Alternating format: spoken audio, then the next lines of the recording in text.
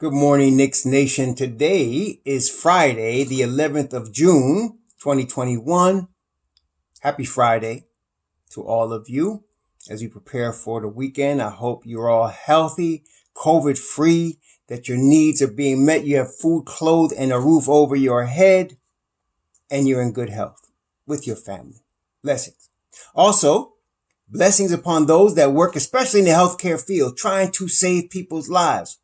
When you get reeled into an emergency room like my aunt did very recently, you'll be very happy to have somebody that even you don't know them, but they're trying their best to save your life. Very important. Or if you're elderly and you can't take care of yourself, or if it's your parents in that position, you want somebody that cares to take care of them, though they didn't know them. Somebody that has love in their heart. Somebody that wants to do well to make them comfortable, not somebody that's abusive. So blessings to those in the healthcare field that are out here trying to save lives, trying to make people comfortable, trying to do their best for the human beings, even though they don't know them. Also, blessings upon those that pick up garbage. Yesterday, my wife and I were cleaning out our house from all the old stuff we had. Garbage all up and down the sidewalk. And this morning, garbage men came out there and picked all that garbage up. Keep the place clean. Blessings upon those that do this, even in a disease-filled environment. Blessings upon those that make deliveries for us, for our convenience. Blessings also upon those, double blessings, upon those that are trying to deliver, emancipate boys and girls, babies as young as 6 months old, as well as teenagers and adults, from human trafficking and sex slave operations. It's not something that's televised in the media, but it goes on a daily basis all over the world. And people are paying to have people kidnap these people for their own perverted pleasures. Blessings upon those that are seeking to deliver such unfortunates, and curses upon those people that support such an industry. Finally, blessings on the people helping the homeless. 500,000 at least, men, women, and children, and families that don't have a roof over their head, that have not had all their needs met, and then veterans, and millions of people around the world in the same situation or worse. Blessings upon those trying to help, and on those themselves, for theirs is the kingdom. So, as a general rule, and I think I told y'all this, Knicks Nation, before, we're going to be doing series on the draft, free agency, an upcoming season, and what the Knicks would be doing going forward to improve. As we know, the Knicks finished fourth in the East.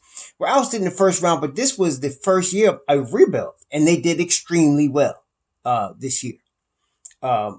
Definitely top 3 defense in the NBA, for most of the year.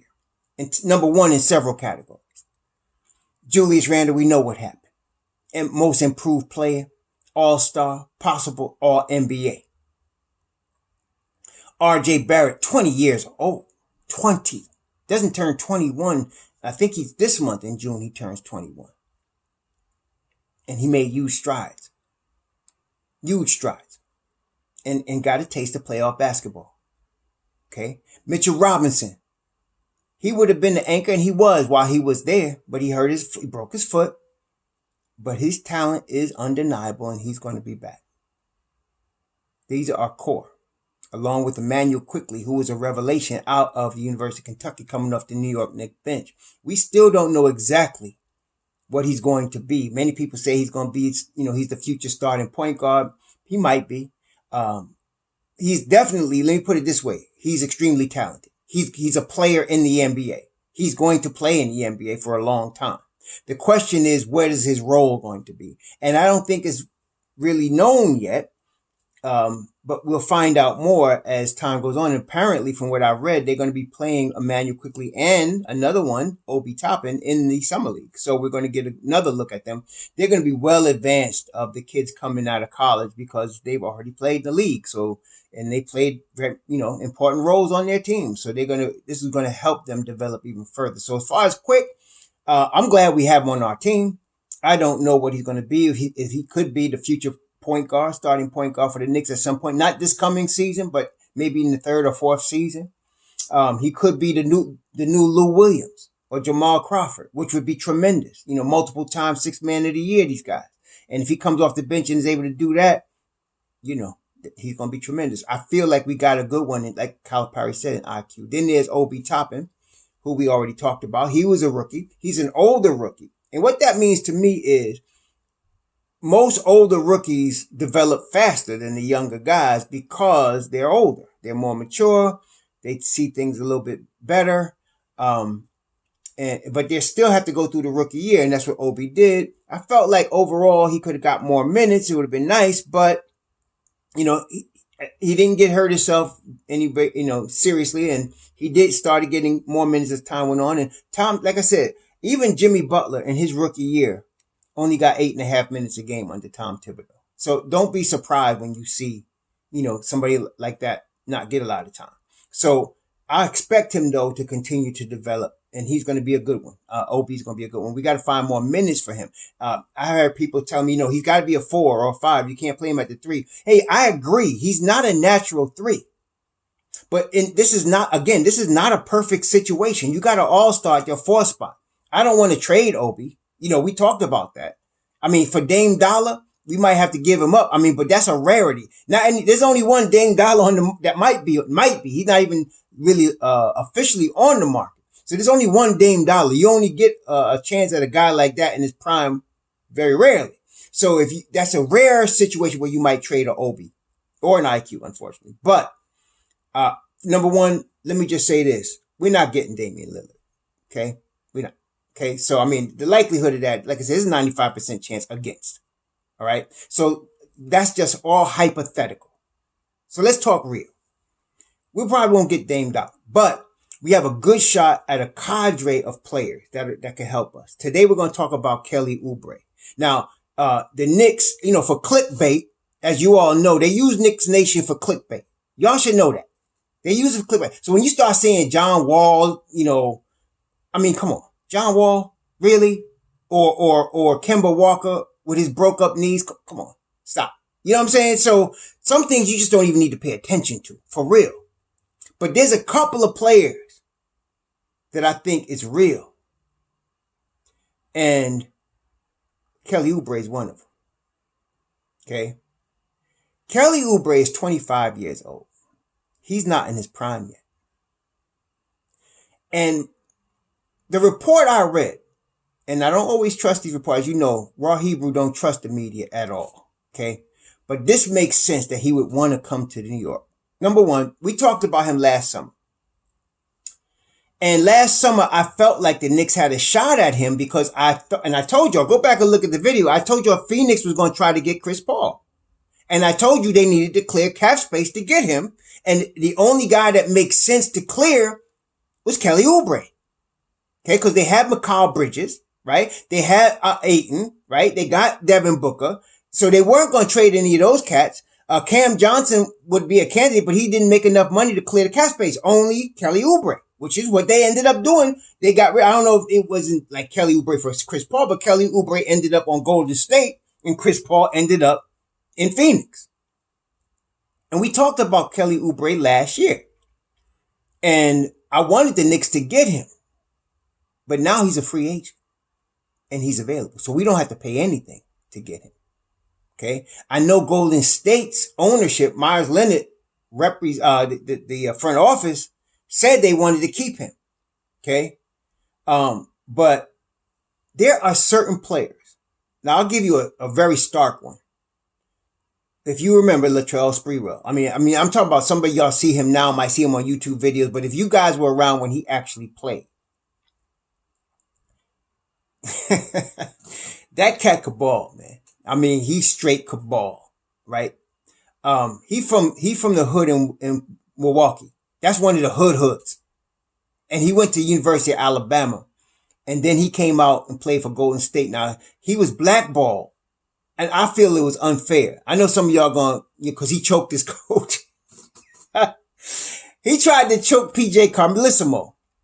But this is the thing most people don't understand, especially on the news media. Some of y'all will understand if you're from New York and you've been, I'm not saying the streets, but you've been in the real, put it that way. PJ Carmellissimo, there's some Division I coach. He used to coach at Seton Hall. And there's some Division I coaches that feel like they need to be a black player's daddy. And it's like a cross between trying to be their daddy and being their slave master. And some brothers don't take to that very well. PJ was one of those guys. Thought he could just talk to people any kind of way, like he's their daddy. One day Latrell said, nah.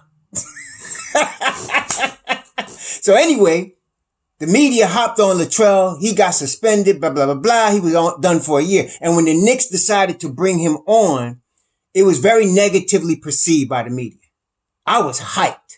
Because Latrell is one of those guys that just flat out balls. It doesn't matter if it's Madison Square Garden, if it's the Rucker League, if he's on the playground in Milwaukee, or if it's the playoffs, he gonna ball. Okay? That's Kelly Oubre. Now, they don't have the same game. Very similar game, though. But that's Kelly Oubre. Okay? I'm not saying he's going to be Latrell Sprewell, but he's got that attitude. He is built for New York. He's built for New York. He's built for Madison Square Garden. And that's why I want him. I'm not saying he's a great three-point shooter, but he's a gamer. Okay, he's a gamer. Don't go, you NBA 2K knuckleheads out here looking at all the stats going to tell me how bad he is at three-point shooting and blah, blah, blah, blah, blah. Listen to me now. This boy could ball. Okay? 25 years old. And we can get him at a relatively cheap number. Like, I think we can lock him up. He's just coming off $14 million this year. I think we can get him 4 years, and I'd say 64, which is like 16 a year. I think we could do that. With our cap space, we could definitely do that, and it won't hurt us. With Julius, definitely won't hurt us, and it won't hurt us with the point guard we need to get. Because our point guard, depending, if you go to the veteran route, that's going to cost you 25, 30 million a year, depending on who it is. If you don't go the veteran route, it's still going to cost you 16. If it's Lonzo, I'm thinking 16 million for him too. I don't really want to overpay for Lonzo. Lonzo, I think Lonzo is good. Not better than his brother, but he's good. He's very good. He'll fit very well. But, if you're talking about Emmanuel Quickly possibly being the point guard of the future, you don't really need Lonzo Ball right now. You could use a veteran, and we know the veterans that are available, right? We know the veterans that are going to be out there, especially Lowry, CP3, and Schroeder. We know the veterans that are going to be out there. So, you could have a guy come in and you could be grooming IQ, playing his role off the bench with D Rose. But Oubre is a slasher. He's a defender. He's a gamer. He's a finisher at the rim. I love finishers. I just have a thing about that. If you go into the rim, that's what drives me crazy about Alec Burks. I like Alec Burks. I mean, obviously he was money at the end of the year, especially in close time. Well, not too much in the playoffs, but during the season. But dude, it would drive me crazy. He's not a strong finisher, right? He's a really good jump shooter. He can play the point. He can slash to the basket, but he's not a great finisher. Kelly Oubre is a finisher. Like D Rose, he gets to, when you get to the hole with him, you can have opposition there. It doesn't matter. He's going to finish. That's the way I like about him. And he's a defender. And he's not even in Tom Thibodeau's system yet. You get him in Tom Thibodeau's system and he's already got the defensive chops. I like that lineup with, let's say, a point guard, a all-star type point guard that I think we're going to acquire one this summer. I don't know who it's going to be. Then you got RJ, and then you got Kelly Oubre, and then you got Mitchell Robinson, and then you got Julius Randle. I like that crew, man. Now, we're going to talk about some other possibilities, but today we're talking about Kelly Oubre. I mean, Norman Powell's a possibility also. Norman Powell's a possibility. C.J. McConnell is a possibility. He's more a possibility than Dame Dollar, actually. But we'll talk about that later. But today we're talking about Kelly Oubre. So if Kelly Oubre wants to come to New York, and we can get him on a 4-year, $64 million, or 3-year, $48. Maybe he might want the 3-year, $48 because he feel like when he's 28, he'll be in his prime. He's 25 now. Maybe he can sign a huge contract, with New York if we do good with him, or he does good with us, mutually. But 4 years, 64, 16 a year, that's a good number for him. And man, I just like the possibilities. That's not a guy that's going to wilt in the playoffs. He's just not. That's not him. Okay? Oubre is going to come to play. And the Garden's going to cause him to go to a new level like it did with Sprewell. So I want Kelly Oubre on our team. I like Norman Powell too. I like him. We'll talk about him another time. I like him. Of course, C.J. McConnell. Although I think C.J. McConnell is really good. I just don't think he's not Dame Dollar. He is a good second option, like he's been playing for Portland. He's a great second option. So he will help our team. Okay? We'll talk more about him also. These guys deserve their own videos. Analysis. But today we're talking about Kelly. So I like Kelly Oubre. I think if he came to the Knicks, like I said, we would have that small forward spot locked up for a minute because he's only 25. He's not even going to be 26 until December. I'm looking at him. December, he's going to be 26 years old. So he's not even. Yeah, I like this kid, man. And I always liked him. You know what I didn't like about him? Out of Kansas, when he came out in his freshman year, after his freshman year, came to Washington, I hated his haircut. It was to me, it was the second worst one behind Elfrid Payton's. And Elfrid Payton's was bad, but he wasn't that bad. But I hated his haircut. But his game, though, his attitude, though, I like this kid, man. And so, his last year in Phoenix, he averaged almost 19. He shot 35% from three. And he played 55 out of the 56 games. That's another thing. He plays. He shoots 78% from the field. Now, last year in Golden State, he was down to 32% from three. Wasn't as good. But you know what? That's the system he was in. It's the environment he was in. I'm not saying Golden State, obviously not a bad environment, but I think he'd be better as in Tom Thibodeau's system. Now, again, in Golden State this past year, he got like 31 minutes a game, which is good. I think he'd get at least that with Tom Thibodeau. You know how Tom Thibodeau runs his rotation. So he'd be getting 32, 33, 34 minutes a game, sometimes 40 probably. And I think he'd thrive in that. I think he would. So he's a career 33% three-point shooter, but he's had years where he did better, especially that last year in Phoenix. And it just so happened too that was his second year in Phoenix. He was now getting acclimated. So I'm saying, you give him New York, you let him come here for training camp and be in training camp with us and with Tom and work with him in the summer. And then he play minutes and then let him come into his second year in New York. You're going to be glad you had Kelly Oubre. You're going to be glad you got him, man. This kid, I like him. I like his game, man. So, and in the playoffs in Washington, that's where he caught my eye for real because he shot 43%. He shot 37% from three in 2017. And then he only shot 21% in 2018. That's when they traded him. But I don't care about the stats. Some cats could just play, man. And so I want that boy on our team. Now, if we don't get him, we end up with somebody else. Because I think the Knicks are going to get two major players this summer. A small forward and a point guard. I think we're going to get that. A wing. Let's call him a wing. They're going to get a wing player and they're going to get a point guard. And there's several of them available that will help us this year. Now, the top wing is Kawhi Leonard. But, again, that's a 95% chance we're not going to get him. It would be easier for us to get him than Lillard because Kawhi could opt out and he's not going to cost us anything but money. Whereas Lillard's going to cost us talent, picks, and money, So, I don't think Kawhi wants to leave. I'll be surprised if he left, Southern California to come to New York. I'd be surprised. He's from Southern California. So I don't know if he wants to do that. But there are other wings available, like I mentioned, and there are other point guards available, and I think we're gonna get two. We're gonna get a wing, we're gonna get a point guard, and that's gonna make us that much better with the core of Randall, Mitchell Robinson, and RJ with IQ. That's the core. That's the young core that we have. Now, Frank Ntilikina, who's my favorite Knick, as y'all know, and I just be blocking out your haters. I really don't care. Don't come on my channel hating Frank.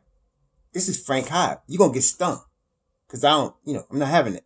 But for those of us in the Frank Hyde, I think Frank might get traded to Golden State, which would be good for Frank, because from what I read yesterday, Golden State doesn't want to lose Kelly Oubre for nothing. So they might want to do a sign and trade. And it will really show what the Knicks' plans are for Frank, because I think they should trade him. I think they should. They're not going to play him, so they might as well trade him. I mean, unless Tibbs has plans for him going this year to be more than a 30-second defensive, specialist, let him go someplace where they'll really put him out there to play, right? And I think Golden State might be that type of team. So I would love, and they were interested in Frank. I don't know if it was last year or the year before, but they called about him before. So it's not like, they're not interested in him. So I would say he'd be involved in a sign and trade for Kelly Oubre, because he's a restricted free agent. So they would probably sign him for whatever number and then send him out there. And that would be good for the Knicks because it would eat up less cap space. So let's say they sign Frank for $8 million and we sign Kelly for 16. We're only using $8 million of our cap space, in that scenario, which is great because if we have at least 50 or 60 million in cap space, we're not using that much. And now we got more money still to sign other players because some of the guys are going to come back. Like I think D Rose and Taj Gibson are pretty much locks to come back. And I think probably either Burks and or Bullock will come back. I'm not sure we're going to get both of them, but I think we'll get at least one of them. They'll play a role off the bench. I don't expect either of them to start. That's what I'm saying. We're going to get a wing player and we're going to get a point guard. And so one of those two guys will probably be back and they'll probably play a bench role, and which would be great for us, So the Knicks, I expect to upgrade in the talent level, the same intensity going forward, the same culture change going forward. And if you add Kelly Oubre to that mix, baby, we're going to have something. I mean, we really going to have something. So, with the point guard, depending on who we get, we talking about we pushing for Eastern Conference Finals next year. I'm trying to tell you, if we get a CP3 or Kyle Lowry, especially, we're pushing for the Eastern Conference Finals, especially if they stay healthy. We're pushing for the ECF at that time. Okay. Lonzo Ball, I think we can get to the second round depending on his development. Okay. I can't predict his development. He got the talent depending on his development. Okay. If they give him the ball and let him be the point guard and let him develop, then we could be pushing ECF with him too. But it may be this coming season or the following season. Some of y'all don't even want to look past one season, but I try to look 2 or 3 seasons in advance. I think at least in 2 seasons, we will be looking at that ECF. Okay. Randall will be 28 in the thick of his prime, 2 years. So, but we have a chance depending on who we get. So I'm excited about this summer for many reasons. Look, the 2 spots that we need, the point guard spot and the wing spot, there's good prospects out there for us. Good prospects. There's superstar prospects, all-star prospects, and just very solid prospects that are available for us. Okay. Now, I just want to tell you, we're going to talk about the draft at another video, but people have a habit of looking at players and seeing how they will fit in the Knicks starting 5. Y'all need to stop that. If you New York fans, if people that don't know New York, I get it. All these people out here doing these mock drafts and saying this guy could play for Tom Thibodeau and he'll start or he'll get 6-man. There's no rookie that's going to get that. Okay? None. Except Cade Cunningham, and we're not getting him. But there's no other player. And I'm saying there's very good players in this draft, but nobody's going to get minutes. Not under Tom Thibodeau. Forget it. Obi Toppin was the player of the year last year. If Obi Toppin was on Minnesota or Cleveland, he probably would average at least 18 this past season. He would have. Okay? But he's playing for Tom Thibodeau in New York. It doesn't work like that. Okay? Now, and then you had Emmanuel Quickly who came off the bench. That's what I'm saying. Don't look at this draft thinking, oh, we got a starter. No, you ain't getting a starter out this draft. Not with Tom Thibodeau. You getting a guy that could play in the future? Maybe. But this whole thing, this guy can start for us? No. Y'all got to be real, man. No. Okay? Anyway, that's it for today. Please be safe out there, man. It's things are getting buck wild. And the reason things are getting buck wild because people struggling. See? I don't want to be robbed myself or carjacked. But when people are desperate and they struggling, you get more of this. So be careful out there. Don't do anything stupid. Don't flash a whole bunch of stuff. Somebody might take it because people are desperate. Okay? Be safe out there. Enjoy your weekend. By the grace of the Most, I will see you next week. Shalom.